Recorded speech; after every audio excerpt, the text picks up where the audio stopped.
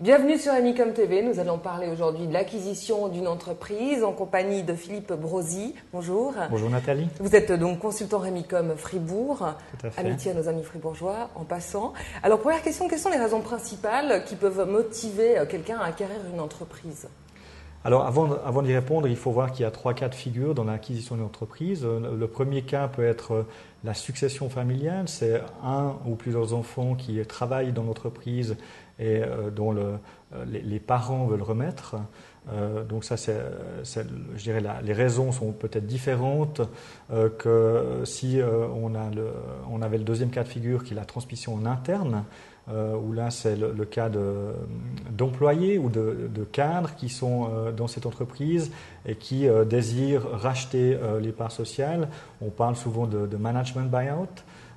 Et le troisième cas de transmission d'entreprise ou d'acquisition d'entreprise, c'est une personne externe qui n'est ni de la famille, qui n'est ni employé et qui désire reprendre une entreprise existante.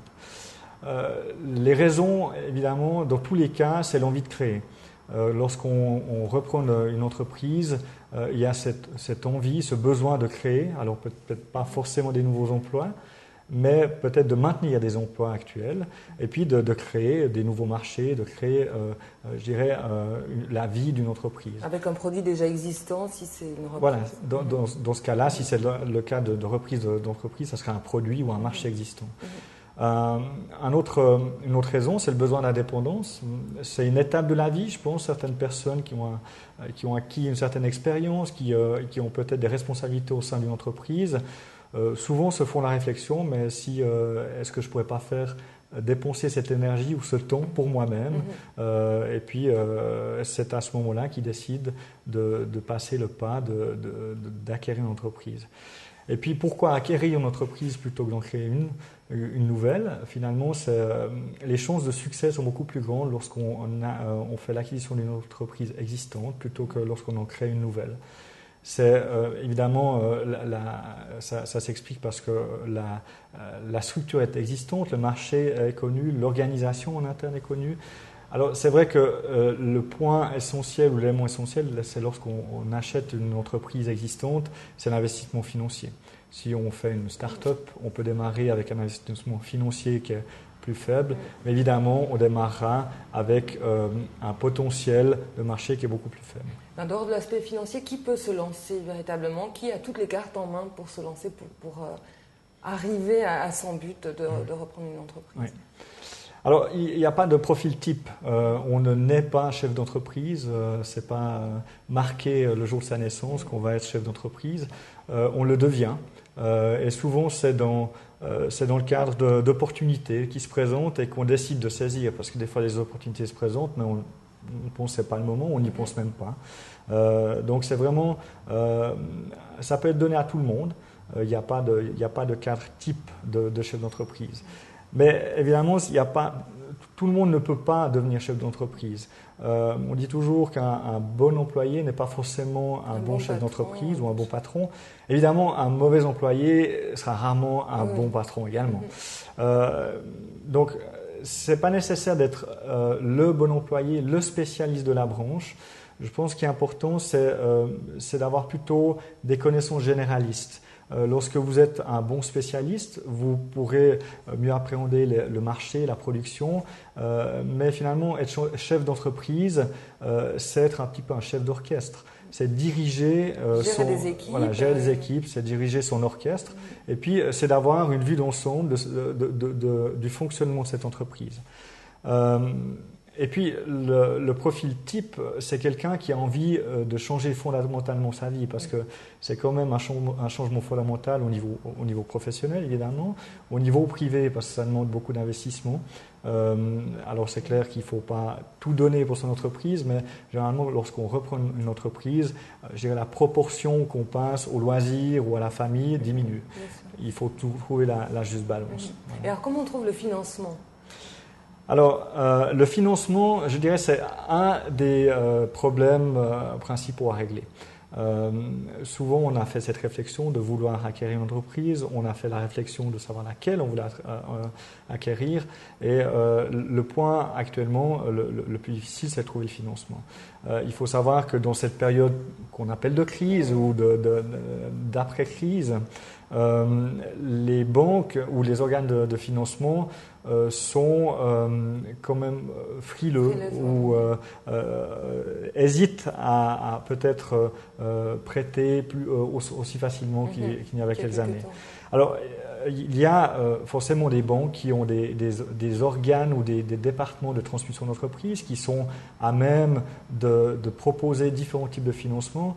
On a aussi des organes de cautionnement, par exemple la CRC PME, donc la coopérative de cautionnement, romande de cautionnement, qui permet aux personnes qui veulent démarrer en faisant l'acquisition d'une entreprise de se porter garant.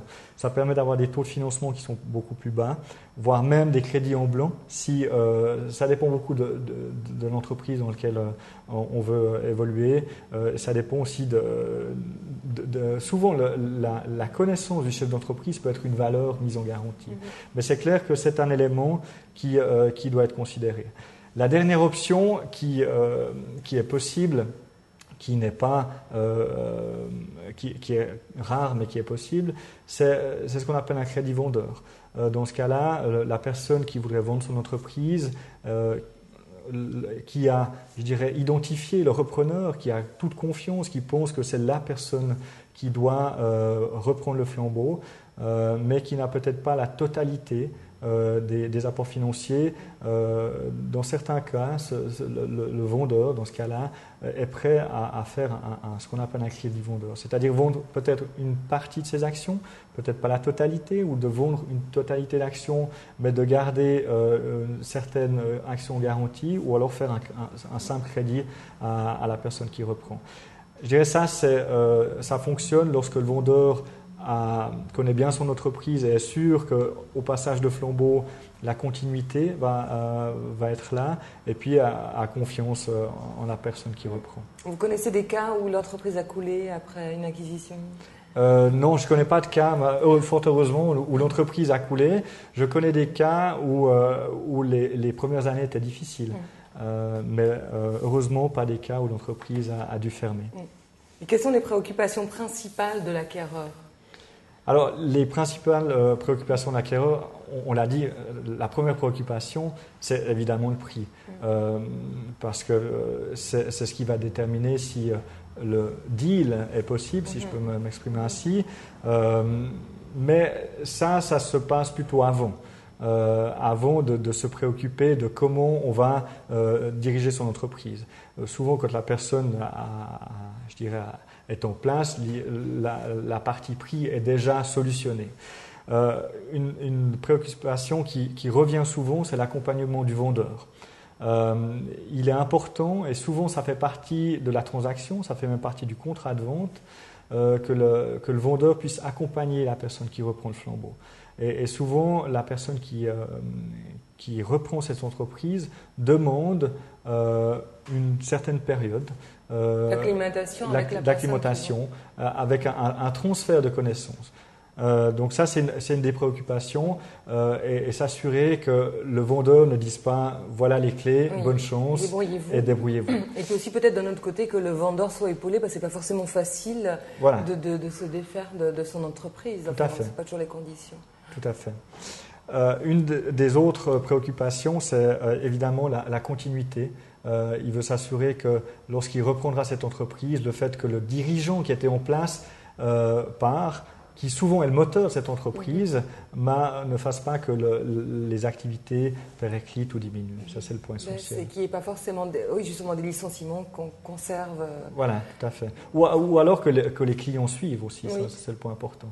Et qu'est-ce qui arrive parfois dans les cas de ces vendeurs ? Est-ce que c'est souvent parce qu'ils partent à la retraite, ou est-ce qu'ils peuvent redevenir employés cette entreprise? Alors, il y a différents cas de figure. Il y a le départ à la retraite, évidemment.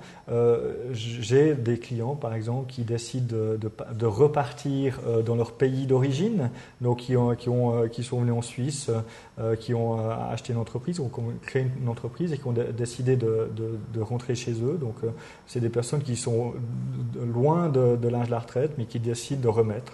Ou alors des personnes qui tout simplement ont envie de changer d'horizon, envie pas forcément de revenir employé, mais peut-être d'aller dans un autre domaine, tout en restant chef d'entreprise.